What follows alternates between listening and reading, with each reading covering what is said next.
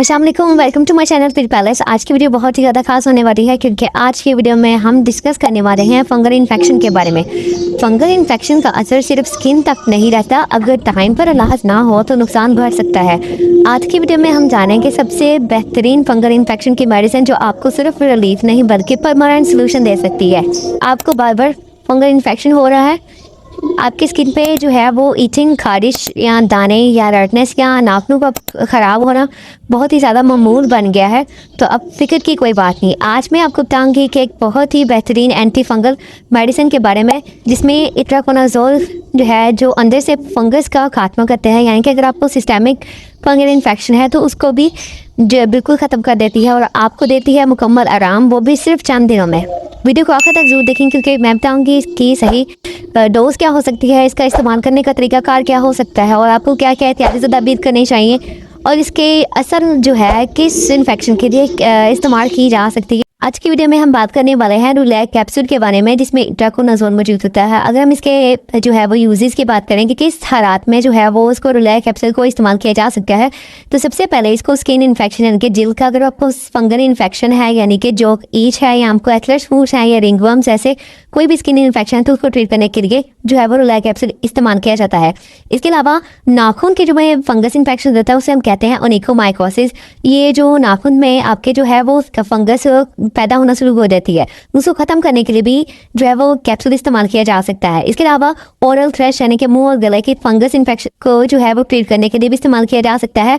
इसके अलावा वेजाइनल कैंडिडाइटिस यानी कि जो फीमेल्स में इन्फेक्शन हो सकता है फंगल इन्फेक्शन, तो उनको उसको भी ट्रीट करने के लिए भी इस्तेमाल किया जा सकता है। इसके अलावा अंदरूनी अज़ा की फंगस यानी कि अगर आपको सिस्टेमिक इन्फेक्शन है तो उसको ट्रीट करने के लिए भी रुलैक कैप्सूल का इस्तेमाल किया जा सकता है। हम बात करें कि रुलैक कैप्सूल यानी कि जिसमें इट्राकोनाज़ोल मौजूद है तो उसकी करेक्ट डोज क्या हो सकती है। सबसे पहले तो हर बीमारी के लिहाज से इट्राकोनाज़ोल की जो डोज है वो बहुत मुख्तलिफ होती है।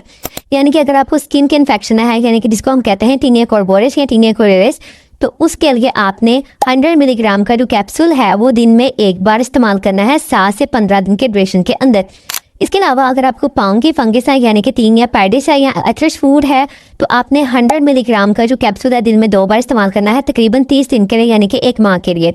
इसके अलावा अगर आपको मुंह या गले की कोई फंगल इन्फेक्शन है यानी कि ओरल थ्रश है आपको, तो आपने 100 या 200 मिलीग्राम का रोज़ाना जो कैप्सूल है रोज़ाना इस्तेमाल करना है 7 से 14 दिन के लिए।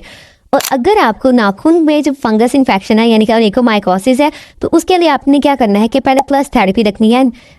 जो है 200 मिलीग्राम का कैप्सूल है दिन में 2 बार सिर्फ 7 दिन तक इस्तेमाल करना है। इसके अलावा अपने कंटिन्यूस थेरेपी के तौर पर 2 मिलीग्राम का जो है कैप्सूल रोज़ाना 3 महीने के लिए इस्तेमाल करना है। अगर हम सिस्टेमिक इन्फेक्शन की ट्रीट करने की बात करें तो उसमें जो डोज है आपने 200 मिलीग्राम का जो है कैप्सूल दिन में 2 बार इस्तेमाल करना है। जैसे आपके डॉक्टर कहें कई हफ्ते या महीने जितना भी आपने कंटिन्यू रखना है ट्रीटमेंट आप उतना रख सकते हैं। अगर हम बात करें कि इसको रुलैक कैप्सूल को इस्तेमाल करने की एहतियाती तदाबीर क्या हो सकती हैं, हमेशा आपने खाना खाने के फ़ौरन बाद लेना है ताकि इसकी एब्जॉर्प्शन बेहतर हो सके और डॉक्टर की हिदायत के मुताबिक ही बिल्कुल इसको इस्तेमाल करना है। और जिगर यानी कि लीवर पेशेंट जो होते हैं उसको एहतियात से इस्तेमाल करें। अगर कुछ अरसे तक आपको लगे कि आपका इन्फेक्शन ठीक हो गया है तो फिर भी आपने इसको जो है थोड़ी देर तक इस्तेमाल करते रहना है ताकि मुकम्मल तौर पर आपका इन्फेक्शन ट्रीट हो सके।